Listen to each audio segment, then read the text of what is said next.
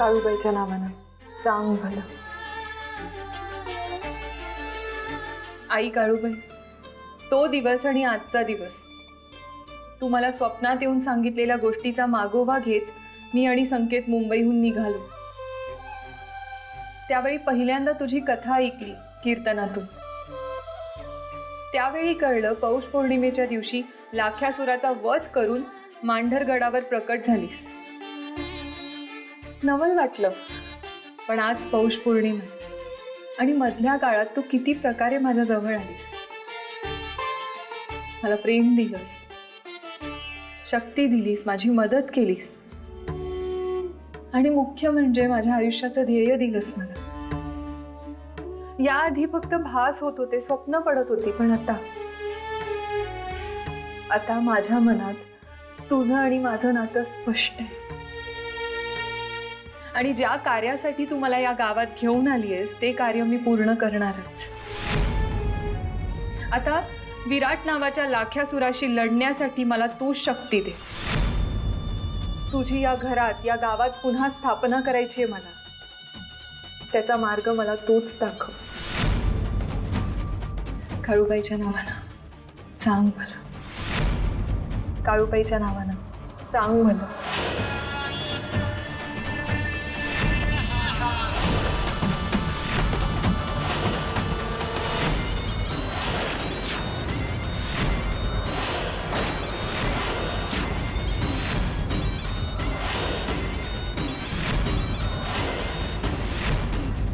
हे काय दिसत मला?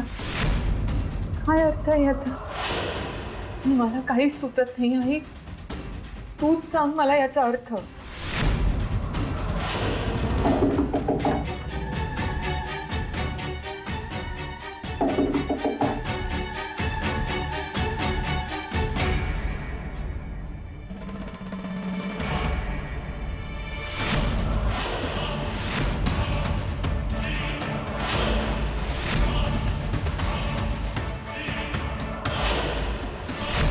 काय आश्चर्य वाटतंय तुला? विसरलीस? लग्नाची समधी जबाबदारी तू घेतलीस की नाही? माझ हळदी आहेत, मग हळद कोण कुठणार? जमल ना तुझ्या या नाजूक हातांना?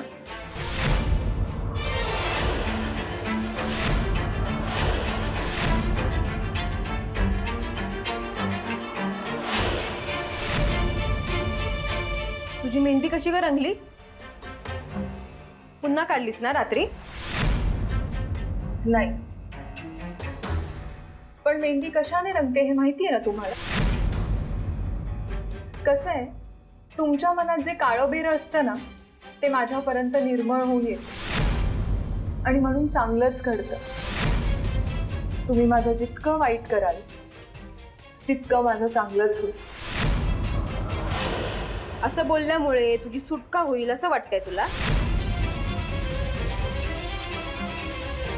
ही घे हळद. घे घे घे आणि व्यवस्थित कुठून ठेव. नवरा नवरीला लावायची आज हळद आहे ना. आणि हो, या समध्या कामांची ना तू सवयच करून घे. अमोक भाऊजी आणि सईचं लग्न झालं ना की तू तर या घराची मोलकरीणच होणार आहे. मी या घरातली कोण होणार आहे याची तसदी तुम्ही घेऊ नका. ते माझी आई काळूबाई बघून घेईल आणि ती जे करेल ते माझ्या हिताचंच करेल. तर नाही म्हणजे तुझ्या नवऱ्याचं दुसऱ्या मुलीशी लग्न होतंय यात हितच आहे ना तुझं? तुझ्या हिताचं तुझी काळूबाई नाही तर मी बघणार. आणि ते कसं हे तर तुला चांगलंच माहितीये. तेव्हा ही हळद ना ही व्यवस्थित कुठून तू जा जा जा जा.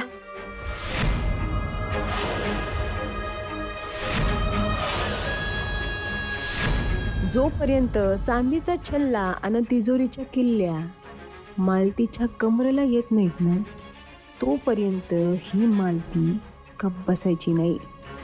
आणि त्यासाठी समद्यांचं हित करेल ती.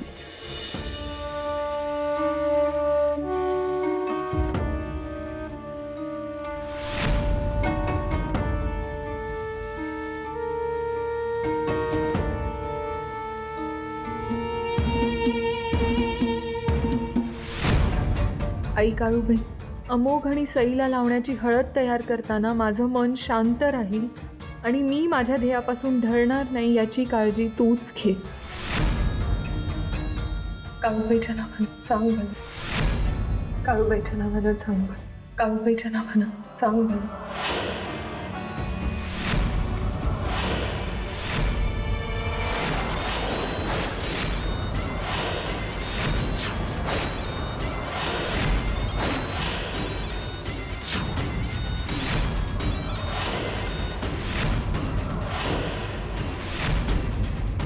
पुन्हा तेच जंगल, अंधार, पायवाट, चंद्र. काय होतं ते? काय अर्थ आहे याचा? तुला पूर्वीसारखा पुन्हा काही संकेत तर द्यायचा नाहीये ना? मला काहीच सुचत नाही आहे. तूच सांग मला याचा अर्थ.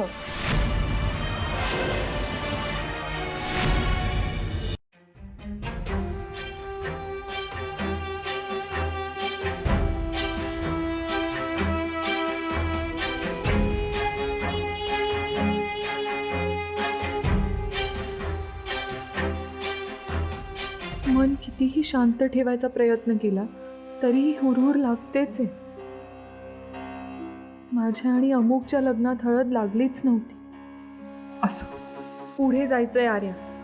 हा विचार आणू नकोस मनात.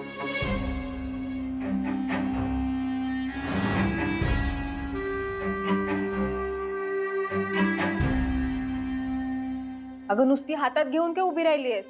ठेवते खाली. दे आर्या.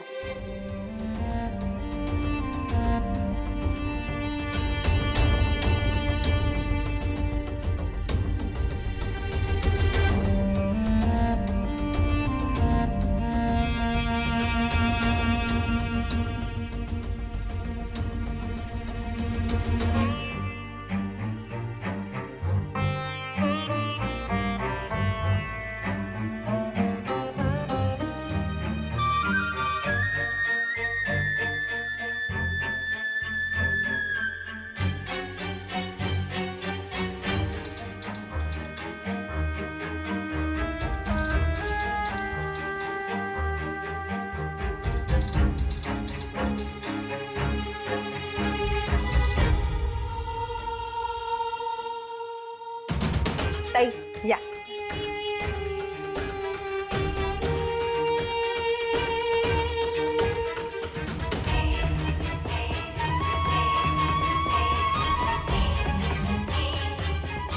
आर्या, तू बी लाव की हळद.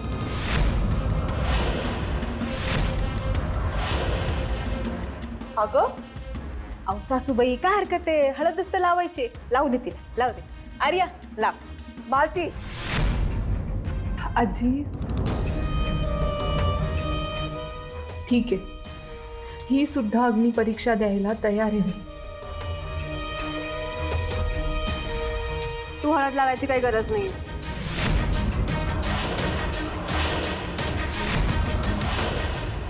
अगं सई लावू दे की तिला. तिच्या हातून अमोघला हळद लागता कामा नये. बरं बाई, तू म्हणशील तसं. शेवटी नवरी आहेस ना तू. तुझं तर ऐकायलाच पाहिजे आम्हाला. बरं आर्या, तू एक काम कर.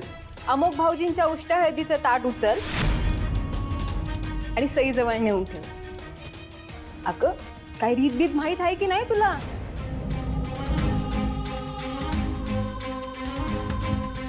नाही म्हणजे तुझ्या लग्नाच्या वेळी झालं नाही असलं काही. पण आमची सईलाई भाग्यवान आहे बघ. हो की नाही सई? उचल उचल आणि नेऊन ठेव तिकडे.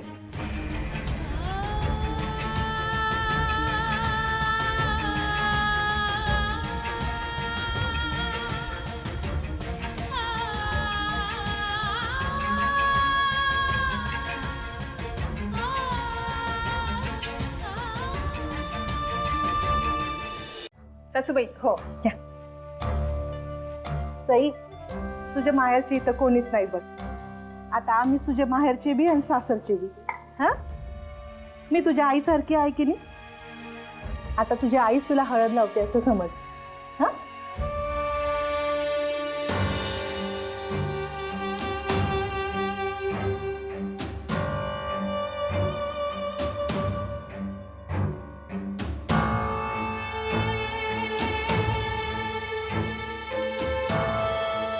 भाऊजी बघितलं ना सई किती छान दिसते.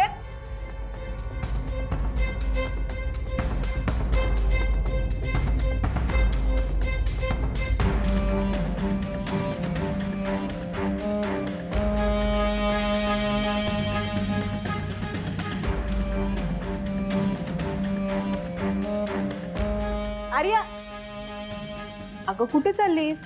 नाही म्हणजे असं समारंभ अर्धवट सोडून जायचं नसतं. थांब मालती बस झालं आता. अहो पण आजी मी काय केलं आता? तिचीच इच्छा आहे ना थांबायची, थांबू दे की तिला. ताई तुम्ही लावून घ्या. या या.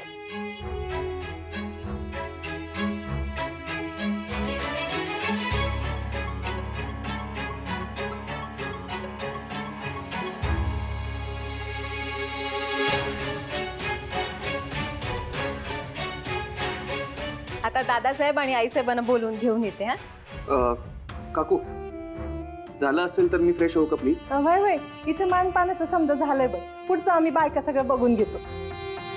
पण तू हळदीच्या अंगानं कुठं बाहेर जायचं नाही बरं का. हो. घरातच थांबायचं. ये तू.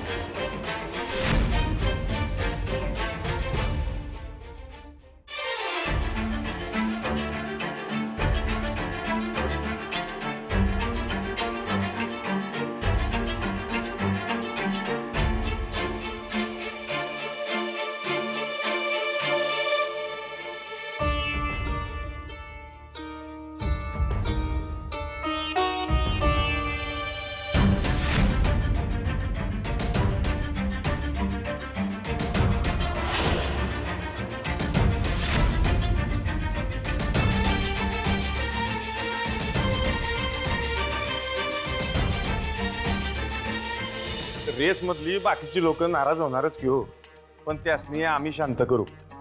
आणि पक्षातलं कोणी बी फुटणार नाही याची काळजी बी आम्हीच घेऊ. तुम्ही काय बी टेन्शन घेऊ नका. बघा आता कसं आहे साहेब, आम्ही आमचा शब्द पाळला. तो उपमुख्यमंत्री पदाचा बिल्ला आमच्या छातीवर लागला पाहिजे का नाही? हा चालतंय चालतंय. बरं ठेवू का? वय भाऊसाहेब हा बोला की दादासाहेब. ते बाकी समजाना आपण हँडल करू. वय पण तुमचे मुख्य विरोधक बबनराव ते जरा नाराज आहेत असं ऐकलंय. असणारच की हो, त्यांचा बी या पदावर डोळा होता. पण आमची सरशी होती म्हणल्यावर माघार घेतली त्यांनी. ती बी जाहीररित्या, म्हणजे आमच्या पाठीत खंजीर खुपसण्याची पूर्ण तयारी बी केली असेल. लय डेंजर माणूस आहे, दगा फटक्यावर कधी बी उतरू शकतो. आणि मी काय म्हणतो दादासाहेब, माझं हे पद कन्फर्म होईपर्यंत हे आमुगराजांच्या दुसऱ्या लग्नाचं कोणाला बी काय बी कळता कामा नाहीये. नाही तुम्ही म्हणताय ते बरोबर आहे भाऊसाहेब. पहिल्या लग्नाच्या वेळेला परस्पर फोटो छापून आला होता, त्यांनाच धारेवर धरायला हवं नाही का? धरणार की आम्ही स्वतः धरणार त्यासनी, कोण बी असो. दादासाहेब आता मुद्दा वेगळा आहे. आपण मागच्या वेळेस गरीबा घरची सून करून आणली, साळसूलपणाने लगीन करून आदर्श घालून दिला आणि त्याचा गवगवा करून नाही आपल्याला फायदाच झाला हो. आणि शिवाय त्या कुमुदबाईंच्या केसमध्ये अर्जामुळे मायलेज मिळालं आणि आम्ही निवडणुकीचं तिकीट आमच्या पदरात पाडून घेतलं. पण आता कसं आहे दादासाहेब, हे अमोघ राजांचं दुसरं लगीन आपण रिस्क घेऊन करतोय, तेव्हा विरोधकांच्या हातात आयतं कुलीत नको. तरी बी आम्हाला असं म्हणायचं आहे, म्हणजे आमसनी असं वाटतंय की नाही म्हणजे बघा हा, तुम्हाला पटलं तर दादासाहेब, नाहीतर तुम्ही म्हणाल ते फायनल. तेव्हा हे निवडणुकीचं होईपर्यंत अमोघ राजांचं हे लगीन आपण पोस्टपोन नाही, तसं नाही करता येणार भाऊसाहेब. त्या पोरीनं एकदा जीव देण्याचा प्रयत्न केला होता. आपण एक काम करूया, सिक्युरिटी टाईट करूया. बाहेरचं कोणी बी आतमध्ये येणार नाही. आतली कुठली बी बातमी, कुठला बी फोटो बाहेर जाणार नाही याचा आपण बंदोबस्त करू. शिवाय आपले फौजदार आहेतच की, चुकून माकून जरी एखादा फोटो, एखादी बातमी विरोधकांच्या हातात गेली तरी सुद्धा ते सिद्ध करू शकणार नाहीत.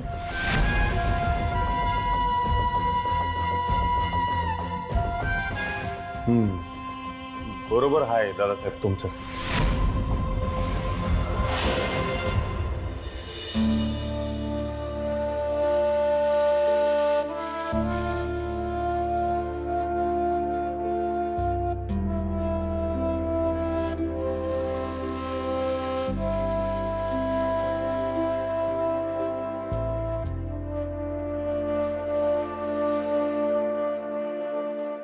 एक गोष्ट तुमच्या ध्यानात आली आहे का? कोणती? अमुकची उष्टी हळद हिला लागली, सईपेक्षा हिच्याच हातावर जास्त मेहंदी रंगली, आणि सगळ्यात आधी हिच्याच हातात चुडा भरला गेला. हे समद का घडलं सांगा? का? कारण आर्या आणि अमुकच्या लग्नात हे विधी झालेच नव्हते, आणि म्हणूनच आई काळूबाईने हे घडवून आणलं. बघा, बघ, मी सांगितलं नव्हतं? तू मोठं मन करून सईला न्याय द्यायचा प्रयत्न करतेस. अगं काळूबाई, बघते समज तुझ्याकडनं काय बिहिरावून घेतलं जाणार नाही बघ. हो आजी, तसेच संकेत देवी मला देतीये, आणि त्यामुळेच मी मुद्दाम अमोघ आणि माझ्या नात्याचा विचार करणं थांबवलंय. पण देवीला मला आज काहीतरी सुचवायचंय. सुचवायचंय म्हणजे मला भास होत आहेत, मला काही गोष्टी दिसत आहेत, पण त्यांचा अर्थ कळत नाहीये मला. म्हणजे कसले भास होत आहेत? म्हणजे काय दिसतंय? घनदाट जंगल, अंधार, चंद्र, पाऊलवाट, दगडी काहीतरी दीपमाळेसारखं, पण मला कळत नाहीये. सौदारा, हे समजा तुला दिसलं? एक्झॅक्टली. म्हणजे तुम्हाला याचा अर्थ माहितीये?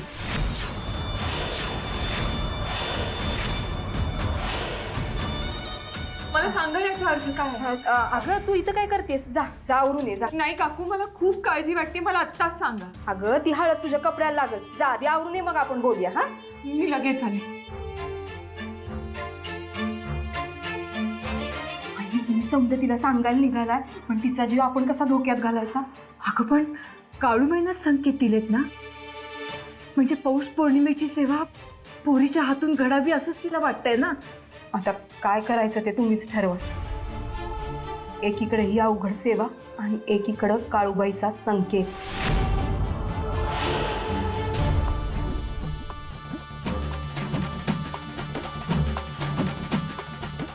ऐक काळूबाई, तूच सांगा तुम्ही काय करू. मला कौल दे.